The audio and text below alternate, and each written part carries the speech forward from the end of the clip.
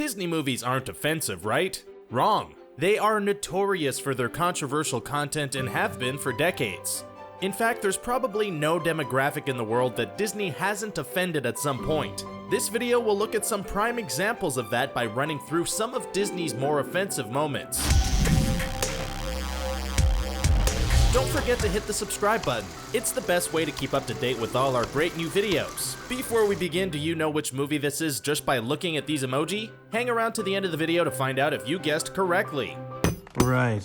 I'm sorry, you lost me there. Wreck-It Ralph. 2012's Wreck-It Ralph is a fantastic 3D animated movie, all things considered, but it does have some controversial moments, including one that many people consider to be extremely homophobic. The movie's main antagonist is King Candy. He's the ruler of Sugar Rush, which is the location that the racing game Sugar Rush Speedway takes place in the movie. Voiced by the brilliant Alan Tudyk, King Candy is a limp-wristed, eccentric, and flamboyant character with something of a bounce in his step. He is essentially the classic outdated stereotype of a gay man in popular culture. The most offensive moment involving the character came in an altercation with the titular Ralph, who was voiced by John C. Reilly. Ralph grabs King Candy, shakes him violently, and calls him a Nelly wafer. That's a play on the popular snack Nilla wafer. Seems innocent enough, right? The problem is both Nelly and wafer are derogatory terms for homosexuals. Given King Candy's mannerisms and given what both of those words mean, this can't have been an accident on Disney's part. It's way too much of a coincidence. They knew exactly what they were doing, and there was something of a backlash regarding the moment as a result. Snow White and the Seven Dwarfs. In spite of the fact that this is based on a fairy tale and despite it being the kind of movie that parents wouldn't think twice about letting their kids watch, 1937's Snow White and the Seven Dwarfs is actually full of offensive content. Not only is Snow White forced to clean up after a group of slovenly men, the movie has a character in the form of the evil queen who wants to kill Snow White simply because she's more beautiful than her. And neither of those are the worst part about the movie. The worst part is undoubtedly the movie's most memorable moment. The part that, rather bizarrely, we've all been led to believe is one of the most idyllic and romantic in all of fiction. It's the part when the prince kisses Snow White to revive her from her death-like slumber, after she took a bite of the evil queen's poisoned apple. The kiss was carried out without any form of consent, and the fact that Snow White found the prince attractive once she awakened doesn't make that okay. Would Snow White and the Seven Dwarfs have been so warmly received had the prince been an overweight vagabond, for example? We don't think so. Dad? It's hard to say. The Little Mermaid. 1989's The Little Mermaid is another movie that you can't really imagine being offensive. That is, until you look closely at it. It promotes the idea that females are more attractive if they keep their mouth shut and don't speak. That in turn suggests that men are only attracted to how a woman looks and not what she has to say. The point is exemplified in no uncertain terms during Ursula's song Poor Unfortunate Souls. Just check out these lyrics. The men up there don't like a lot of blabber. They think a girl who gossips is a bore. Yet on land it's much preferred for ladies not to say a word. And after all, dear, what is idle babble for? Come on, they're not all that impressed with conversation.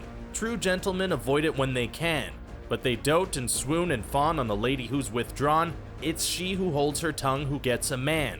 Pretty terrible, right? That's just a whole verse devoted to why women shouldn't speak. And the fact that it's a woman singing doesn't make it okay.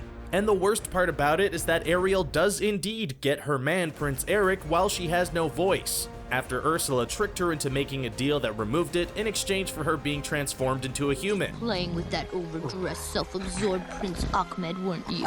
Aladdin. Disney's older movies notoriously feature racism on quite a widespread basis, but it's not something you expect to see in the more modern classics. However, rather shockingly, 1992's Aladdin definitely contained some extremely offensive racial stereotypes. The movie is, of course, set in the Middle East, and the way it's depicted in Aladdin is controversial to say the least. Take the very first song sung in the movie, Arabian Nights, as an example of what we're talking about. It has lyrics like, I come from a land from a faraway place where the caravan camels roam, where it's flat and immense and the heat is intense. It's barbaric, but hey, it's home. It then goes on to describe how the people there will do things like cut off your ear if they don't like your face. This barbaric generalization of the Middle East has existed in Western civilization for years, and it still exists to this day. It's the kind of thing that adds fuel to the absurd rhetoric of the very real War on Terror, which suggests that the Islamic Middle East is pure evil and the Christian West is purely benign, both of which are completely false and highly exaggerated notions. Hola, did you hear about the latest addition to our family? The Richest Espanol is the perfect place for all you native Spanish speakers out there. Don't speak Spanish? No problem, come on over. This is the perfect place to practice. Amazing facts, interesting people, and funny pictures. Check out the Richest Espanol today. I might never have seen you. Why? Because I have to grow up tomorrow. Grow up? Tonight's my... Peter Pan. So, about that racism in Disney's older movies that we just referred to. Here's a prime example of it. 1953's Peter Pan movie had some terribly racist content with regards to Native Americans, especially in the form of a song, What Makes the Red Man Red? It was sung by a chorus of Native American characters who were, quite frankly, nothing more than offensive and stereotypical caricatures. In fact, the song has the feel of a minstrel-esque performance and contains lyrics such as, once the Injun didn't know all the things he know now, but the Injun he sure learn a lot, and it's all from asking how. There's also a horrible implication that Native Americans have their supposedly red skin due to the fact that an Injun prince kissed a squaw a million years back and they've been blushing ever since. It's a terribly degrading depiction of Native Americans. But it was typical of the old pop culture portrayals that ignored the centuries of terrorism, plunder, and degradation that they had to endure at the hands of colonial white people. And it's the kind of thing that continues to encourage the racist myths of Native American inferiority even to this day. Break his poor heart. Lady and the Tramp. What could be sweeter than the romantic animated tale of a refined female American cocker spaniel named Lady falling in love with a male stray mongrel called the Tramp? Well, quite a lot apparently, as 1955's Lady and the Tramp has some very racist moments in it. The twin Siamese cat characters Cy and Am are truly horrible racial stereotypes. They're the movie's main villains and are depicted as sly, sneaky, and devious East Indians with buck teeth, narrow slanted eyes, and extremely thick, exaggerated accents. Never is the stereotype more blatant than when the two cats are singing their trademark song, the Siamese Cat Song. You know, the one that starts with the words, I am Siamese if you please? During the song, the pair attempt to use their cunning to wreak havoc in the house, which includes trying to eat a live bird and a live fish. It also includes stereotypical East Asian music, including a gong. The racial stereotyping doesn't stop there in Lady and the Tramp either. There's also a less prominent Chihuahua character called Pedro who has the exaggerated attributes of a supposedly typical Mexican. But Cy and Am are by far the most blatant examples of this. You let English woman talk to you like that? You who are one of the tigers of China. One of Our Dinosaurs Is Missing. The first live-action movie on this list is a 1975 comedy offering that Disney have long buried, and with good reason. It really was a hideously racist movie.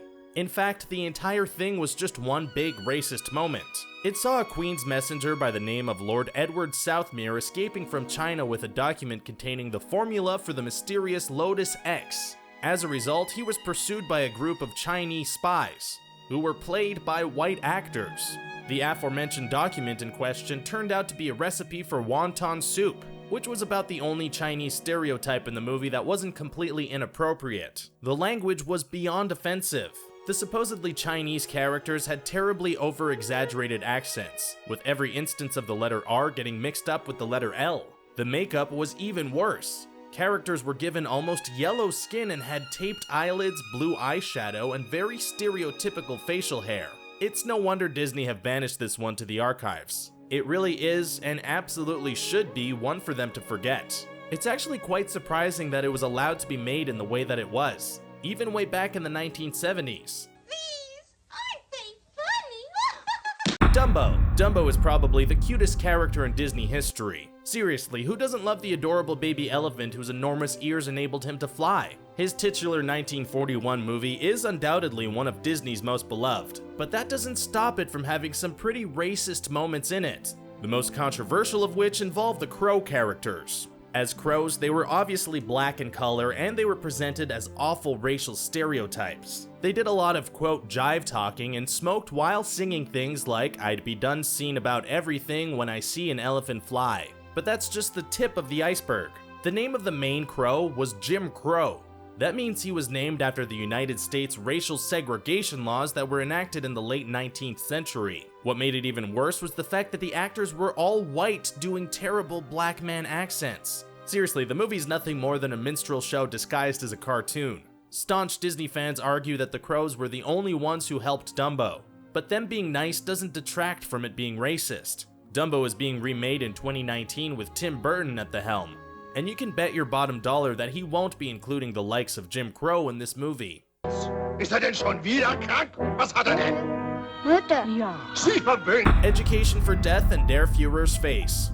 We're cheating a little bit here using 2 movies in one entry, but given that they're both short movies and have the same offensive content, we think we're okay. 1943's Education for Death is Disney's most infamous war propaganda. It completely dehumanized its German characters by showing them all growing up to become Nazis. Now, obviously, Nazis are terrible, but it's important to note that not all Germans are or ever were Nazis, and not all of them agreed with Hitler's views.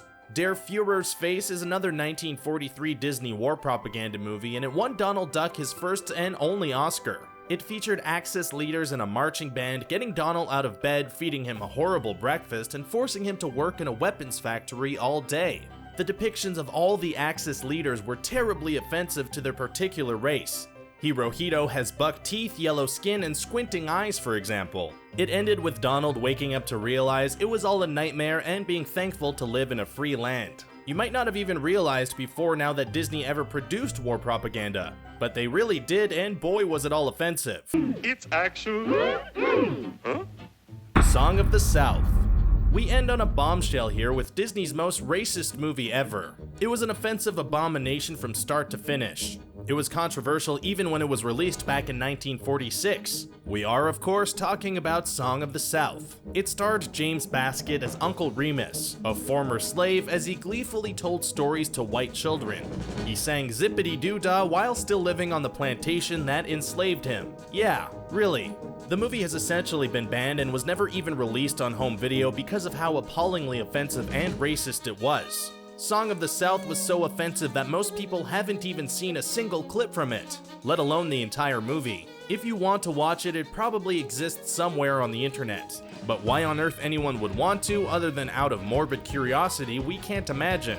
What's more, as if having to play an overly happy black man joyfully talking about slavery and singing to animated birds wasn't enough, James Baskett wasn't even allowed to attend the premiere of his own movie in Atlanta because the city was still racially segregated. Can you believe that? This one is definitely best left in the history books. And that's the end of our video. Did you enjoy it? Can you think of any other offensive moments in Disney movies? Let us know your thoughts in the comment section below. Don't forget to like, share, and subscribe for more great videos like this one. And the answer to the emoji quiz is, we hope you had fun guessing. Catch you guys later.